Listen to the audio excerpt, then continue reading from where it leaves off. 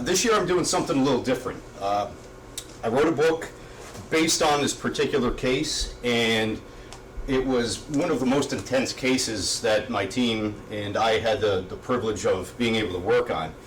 And we're going to talk about, or I'm going to talk about that tonight, but it does tie in a little bit to the Civil War, even though we're going to be going off the Civil War subject a little bit for the Halloween spirit. So I'll kind of tell you how some of our cases tie into the Civil War.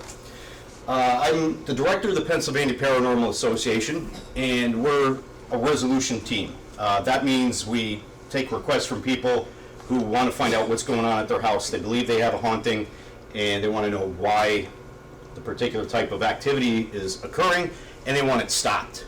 So that's our goal. A lot of people have different viewpoints on psychic mediums. We studied them, worked with them for a long time, and found a woman out of New York, she's from Queens, that just absolutely blew us away. So we put her on full time with our team. It looks like the ghosts are taking over here. This ad really wants to come up, so if anybody needs anything from Xfinity. So her name is Virginia Centrillo. We put her on our team just because she was just so unbelievably accurate with information that we were asking her to come up with. We didn't give her any information on any of our cases before she goes to a house or building. So she's going in cold with no prior knowledge, and we asked her to tell us in an initial walkthrough what she feels is going on, who's there, what the clients are experiencing and in what room. We ask her to tell us. And who she thinks is there. So we do a quick initial walkthrough of each place we go to, and then we start setting up some equipment, and usually something personal comes up for our clients while we're there too. So while we're setting up our gear, Virginia's speaking with the clients on some personal stuff, and once we're set and ready to go, we try to get all the clients out of the house, or as many as we can, and start a physical technical investigation while working with Virginia, because she gets insights the whole entire time we're there, and she usually comes up with so much information that she has to try to weed out what is just information I'm getting that's historically tied to the property, and what kind of information leads her to believe that there's an active haunting, a spirit, a ghost, whatever you want to call it. So once we can determine who may be there, we try to come up with a game plan to get them out of there if we can do that. Sometimes it's really easy, sometimes it's not. But through working with Virginia and some other people on our team, we have a very good success rate at stopping hauntings for people. To give you a little bit of my background, I'm a retired state trooper. I worked for the state police for 25 years. I did a lot of stuff. I did regular patrol work in uniform. I was undercover buying drugs off of drug dealers for 10 years. I worked as a criminal investigator, a detective, and my last 2 years I did public information work as well. So I worked with the media, going out and doing lectures, active shooter preparation classes for teachers and students, that kind of stuff. So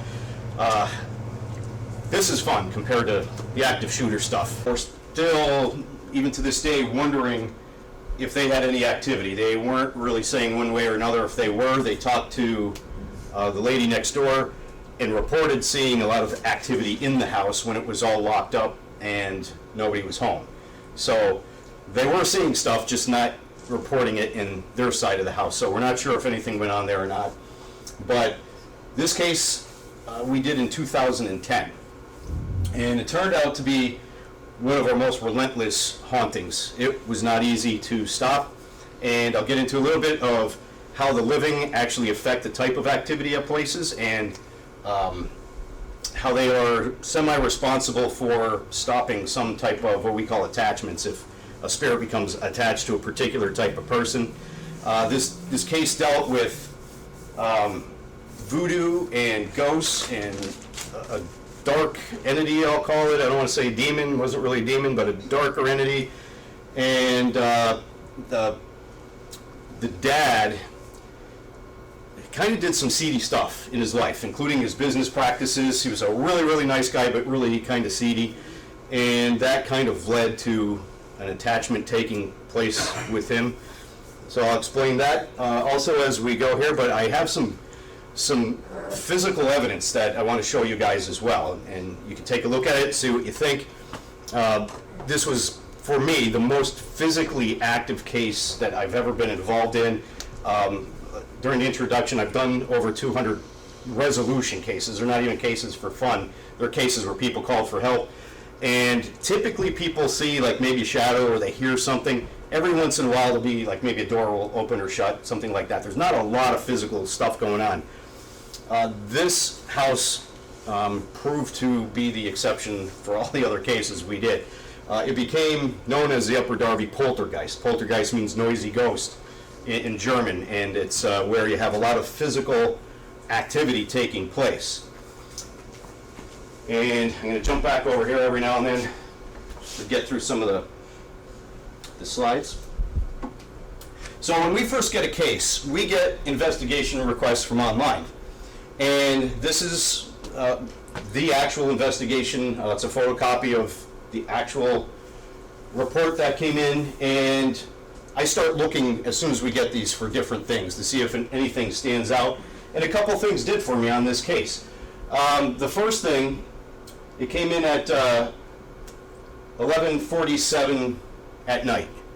Usually when stuff comes in late at night, I find out later that, something just happened, which was the final straw to trigger somebody to fill this out at that time of night. We get them at like 2, 3 in the morning sometimes. So, I'm kind of already thinking something just triggered this response this night. But if even half of it was going on, I wanted to try to document it, because they were saying this was every single day, almost all day long. And that was the other thing that stood out. Most hauntings aren't like that. They're like maybe 1 or 2 things a week, maybe.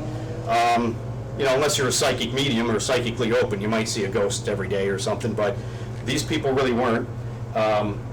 So it was just way too much activity, way too often, and it really put a lot of doubt in my head, but if any of it was true, I want to try to document it. So what they wanted to get out of this investigation, they put here, peace of mind and sanity, we're very scared and we want answers. And that's common for a lot of people, but we were kind of eager to go down there and do the case. So we ended up going down there with a team of 3 investigators, myself, a guy named Paul, and a guy named Bobby, and Virginia, who's our psychic medium. She met us there, and again, she had no background info at all. And when I say that she gives us good, accurate information, I'm talking about, on some cases, first and last names of people who died even 100 years ago.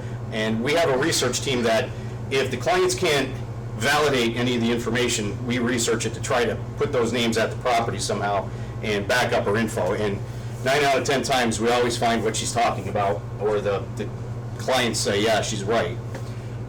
She's been able to point out specific activity. We were with the family, mom, dad, and a couple kids, and walking through the house, we get to the living room.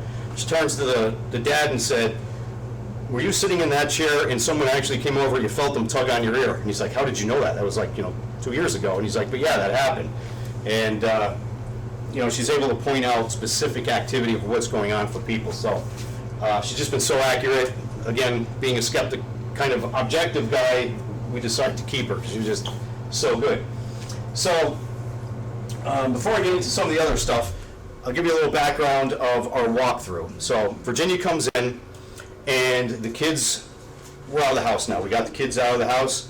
We're doing the walkthrough, and Virginia almost immediately started picking up on a woman.